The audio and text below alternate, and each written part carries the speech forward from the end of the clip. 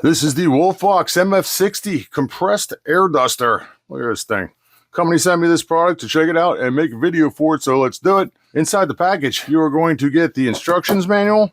Easy to read, there's not much to it. I'll show you how to use this. Little guide here that shows you all the different features. It arrived safe, packaged up really nice in thick styrofoam, and nice packaging here. You're going to get 5 different attachments, all different shapes and sizes for different types of applications. They're super easy to take on and off. You just turn to the left, you feel a little click, pick the attachment you want, line up the thing, lock it into place, and there you go. And you're going to get a Type-C charging cable. Nice braided one too, because this is a rechargeable device with 2 2500 milliamp batteries. You just plug it in right here. If these 3 lights in the back will flash while it's charging, and they'll turn solid blue just like this when it's complete. It will fully recharge in about 3.5 hours. First off, it's really lightweight, just over 8 ounces. We're looking at about 5.5 inches this way, without the cap on it, about 2.5 inches this way, and maybe 1.5 inches that way. It's obviously very portable, fits right in the palm of your hand, and here you can see it compared to the size of a typical cell phone. Easily fits right in my pocket too. So something this size is going to be good for getting into those harder to reach spots, especially with all these different attachments. Makes it easier. It's got a nice ergonomic feel to it. Easy to grab and hold on to. I do wish it had a flat bottom so that I could stand it upright in my desk, but I could always stand it up like that. Not a big deal. To turn it on, you press this button here in the back. The lights come on. There are 3 different speeds or power levels that you can use. You got low, medium, and high. 1, 2, and 3.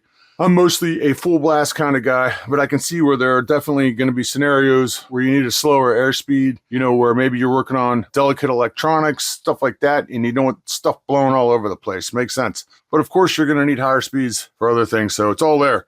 When you turn it on, the default is full power, and there's a trigger on the front. If you want to go to low speed, you're going to have to press it twice. It goes to low speed, press the trigger, and it runs on its own. You can hear it. It's not very loud at all. You go to second speed. You can hear it's picking up the speed a little bit. Again, runs on its own. You don't need to hold the trigger. That's an on-off button. Third speed, you got to hold the trigger down. And that kicks it out pretty good. They say that this high speed kicks out at 110,000 RPM. I really have no way to test that. I just know that it feels powerful enough to accomplish what I need to get done around here, which is basically cleaning off my workbench, blowing out my keyboard, stuff like that. No problems at all doing that. They've given us some runtime stats. I didn't let it sit and run for 5 straight hours to see if it all timed out, but the times make sense to me. They say that at this lowest speed, you can get about 4 hours out of it. You're probably going to get about a half hour out of speed number 2.